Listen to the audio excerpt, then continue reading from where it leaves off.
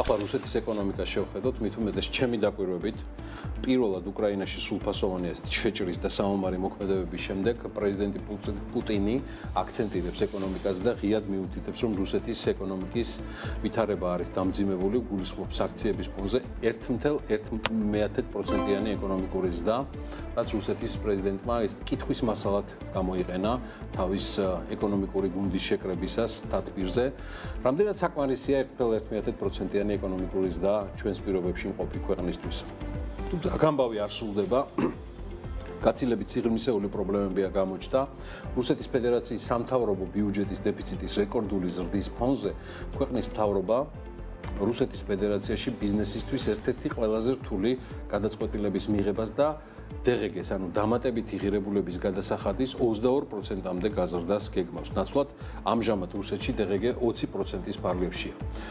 რუსეთის ცენტრალური ბანკის შეფასებით DGG-ს გაზრდა შეამცირებს ბიუჯეტის დეფიციტს და გაზრდის ცხადი ამას, თუმცა ის დამატებითი წნეხი იქნება ბიზნესისთვის, რომელიც ისედაც რთულ პირობებში ოპერირებს. თუ კი საკანონმდებლო ორგანო ამ გადაწყვეტილებას მიიღებს, რასაც ჯერჯერობით ტესტავს პუტინი და მისი ეკონომიკური გუნდი, 2026 წლის ბიუჯეტი 22%-იან DGG-ზე დაანგარიშდება. მაშინ მთავრობას გადასახადების სახით დამატებით ტრილიონი რუბლის მოზიდვა შეეძლება, რაც 12 მილიარდი დოლარის ეკვივალენტია და მთლიანი შიდა პროდუქტის 0.5%-ს წარმოადგენს. როგორც უკვე აღნიშნეთ, ამ გადაწყვეტილების მიღების მიზეზი სამთავრობო ხარჯების და შემოსავლების შემცირებაა, რაც უკრაინის წინააღმდეგ მიმდინარე ომით არის განპირობებული და ოფიციალური პროგნოზით 2025-27 წლებში სამთავრობო დეფიციტი რუსეთში საერთო მოცულობა 133 მილიარდ დოლარს მიაღწევს, რაც თანამედროვე რუსეთის არსებობის ისტორიაში დაფიქსირებული ანტირეკორდი იქნება.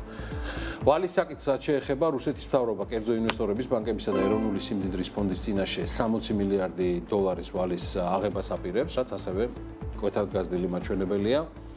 კიდევ ერთხელ არავინ ამტკიცებს, რომ რუსეთის ეკონომიკაში მიმდინარე რეჟიმში რაიმე ფატალური ხდება, მაგრამ ეკონომიკური გარემოებები, მცირედი სტატისტიკა და იქაური მმართველების განწყობები თუ გადაწყვეტილებები გვაფიქრებინებს, რომ არსებული სანქციებიც მუშაობს და თუ ამას ნავთობზე შეზღუდვები დაემატება ან მეორადი სანქციები, ვითარება რუსეთში კიდევ უფრო მეტად დამძიმდება.